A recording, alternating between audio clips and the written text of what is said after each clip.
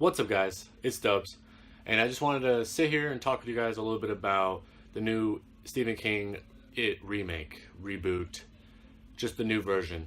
And I want to, not really, I'm gonna do like a kind of review and the pros and cons of it, and some of the stuff that they did wrong, and some of the stuff that they added that I really liked, but that wasn't in the novel. It was a really good movie. I loved all the children. All the kids were super spot on to the characters in the novel. Especially Richie and Eddie. They were both pretty awesome. Ben was spot on. They were all. I don't think I could nitpick any of the characters, even the bullies. Henry, Belch, Victor, and Patrick. I couldn't really nitpick anything. They didn't have as much screen time, as much lines, and doing stuff as I wanted them to, as much as they do in the novel. Like Belch and Victor are way bigger in the novel than they were in the movie. In the movie, I think Victor had like one line or something. Victor was the kid with the blonde hair, and Belch had like one or two lines also. But Belch was an important character, and like they made Patrick Hockstetter, the dude, the bigger, older kid with the black hair, made him more of a main character than them two, even though he dies way sooner than they do. But Henry Bowers was spot on. I didn't like how they made his dad a cop, because in the novel his dad's like a drunk, racist guy. I guess they did go from the 50s to the 80s, but he was like a drunk racist. He didn't do nothing. He was just at home. He was like a farmer kind of, just at home all the time, just drinking.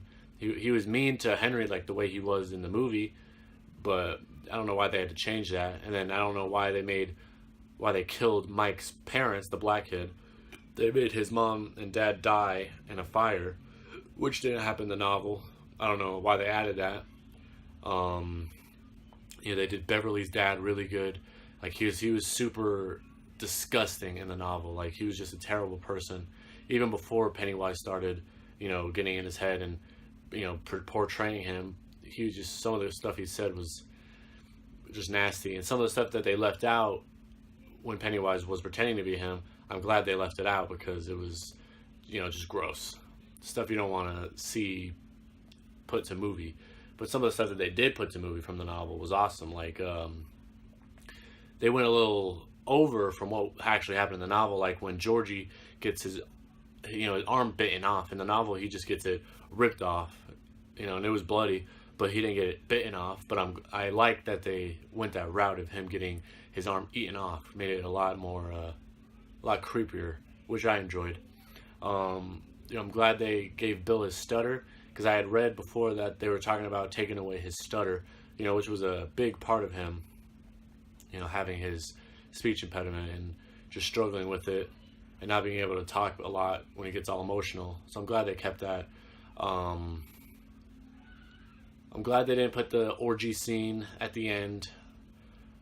But I wanted to also talk about some actors who I think could play the older version of them, because of course everyone knows that the chapter 2 is going to have the adult version. If you've read the novel, you know that it jumps 27 years, for Pennywise to come back, because they beat him, and so he comes back 27 years later.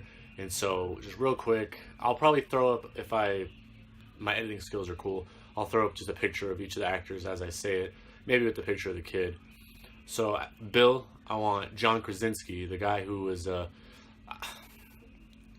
I posted this on Instagram and Facebook, and I had a bunch of people like my casting choices, a bunch of people not. And I didn't go off of their acting. Some of them I went off their acting skill, but most of them I just thought of an actor that looked like them, or who could kind of resemble them and portray them how they did. So I guess their acting skills. So John Krasinski as Bill.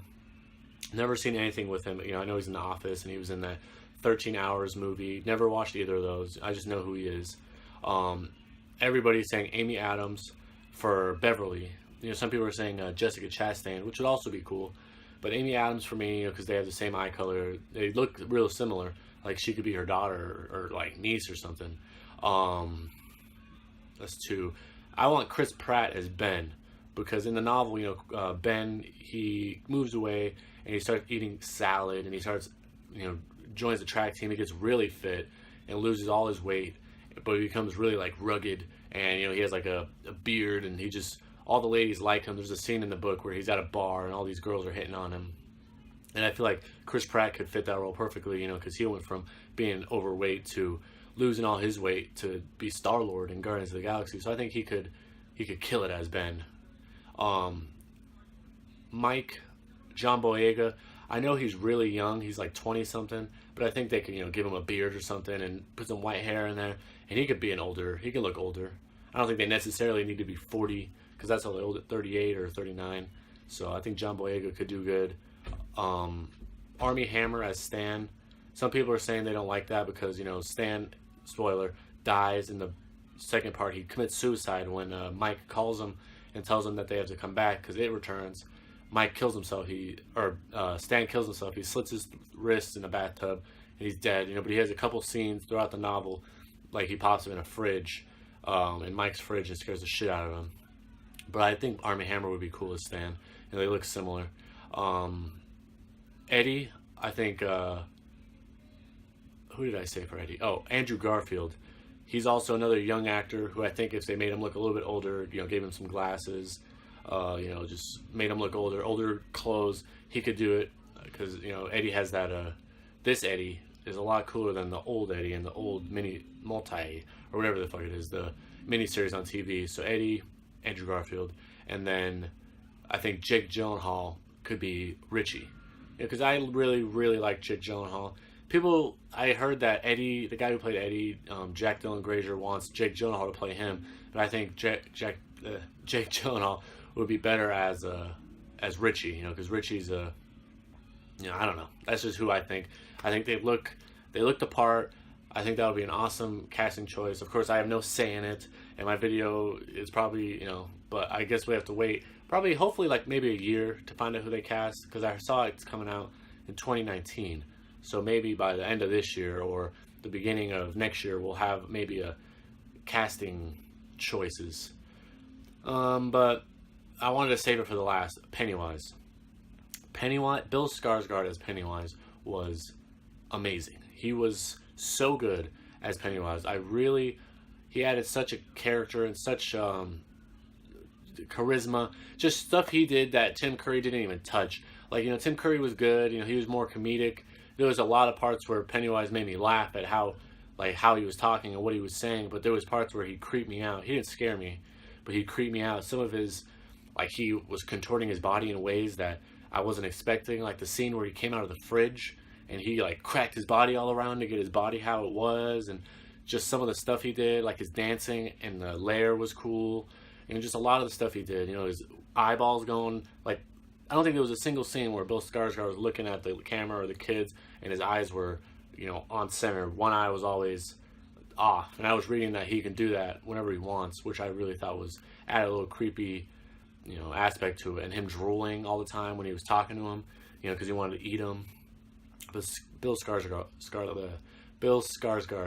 killed it as Pennywise. And I'm so happy, so relieved, because a lot of people, I'm sure, that were worried that he wasn't going to be able to hold up to Tim Curry, but I thought he went above and beyond Tim Curry's Pennywise. But of course, I have respect for, where's my eyes? Where's it? I have it somewhere.